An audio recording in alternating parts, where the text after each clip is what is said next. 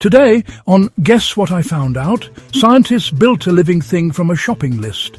And it turned out about as needy as you'd expect from something assembled entirely out of chemicals in a fridge. Last time, Curious George, we talked about the brain bouncer. That little judgmental system in your head sizing up every stranger you meet in under 90 seconds. Today, we're going even more fundamental than that.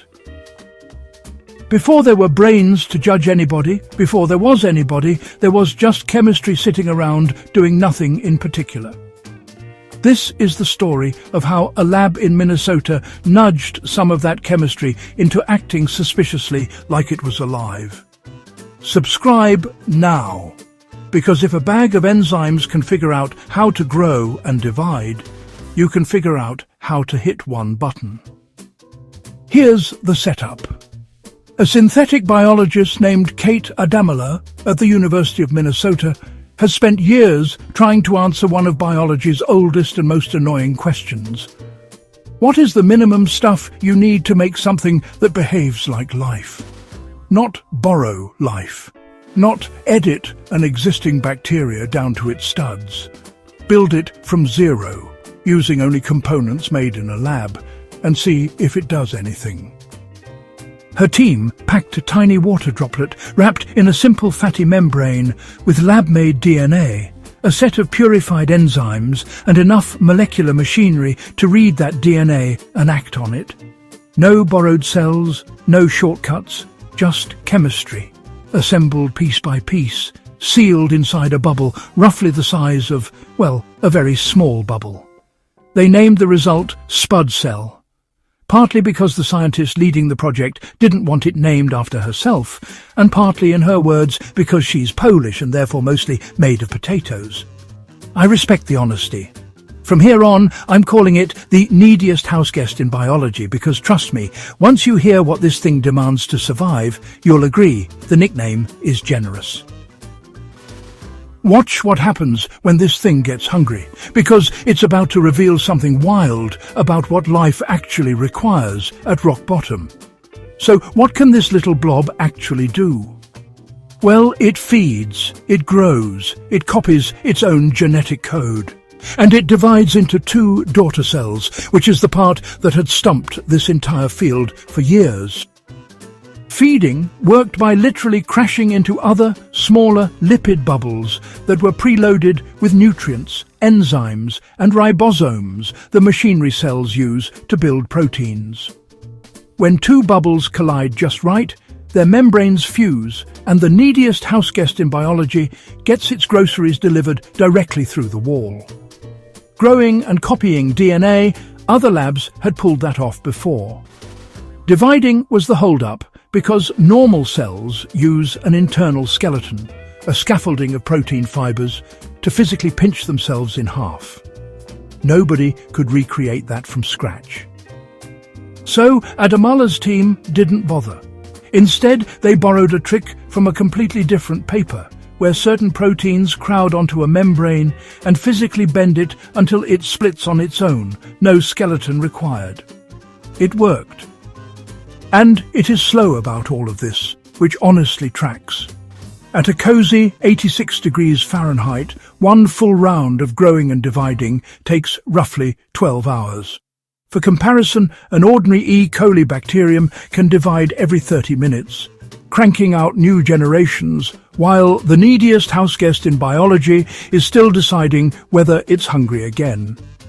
Across about 5 generations, roughly a third of the population still reliably carries the original working genetic code by the end, which sounds unimpressive until you remember that a few years ago none of this worked at all.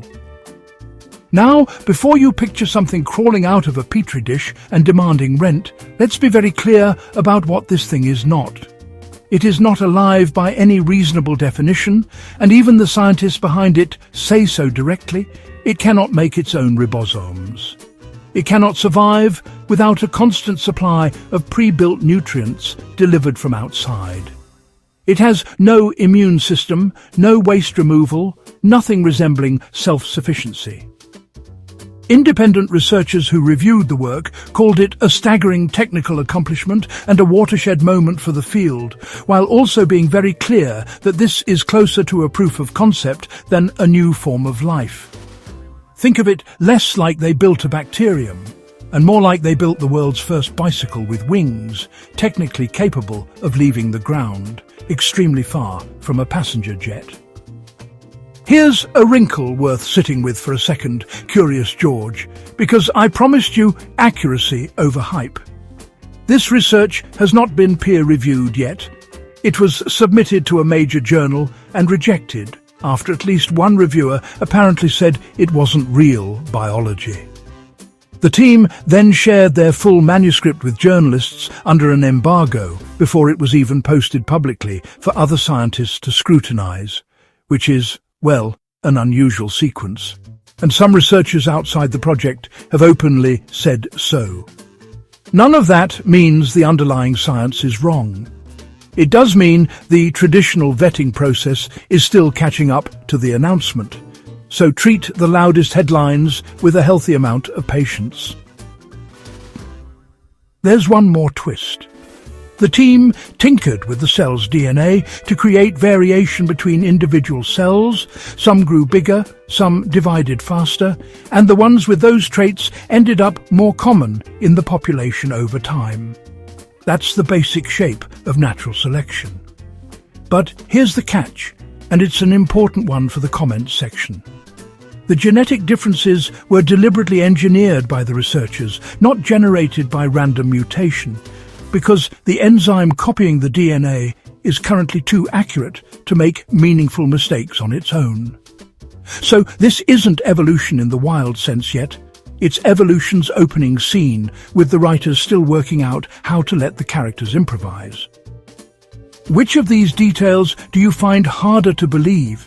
That scientists built something this close to life from a shopping list of chemicals, or that it still needs its groceries delivered like it's living with its parents? Tell me in the comments and make your case. So, why bother building a needy, fragile, entirely dependent blob at all? Well, because unlike an actual bacterium, which is packed with millions of molecules that scientists barely understand, this thing was built from a known ingredient list. Every molecule, every concentration, fully documented, fully swappable. That means researchers can start testing what happens if you change one piece at a time. Something you simply cannot do with a system that evolution built over billions of years of trial and error. Long-term, the goal is custom biological tools, drugs, materials, maybe even fuels, built from a chassis nobody has to reverse engineer, because they wrote the whole blueprint themselves. Alongside the announcement, Adamala and a handful of collaborators also launched a non-profit to release their methods and data publicly, so other labs around the world can start poking at the neediest houseguest in biology too, instead of everyone rebuilding it alone from scratch.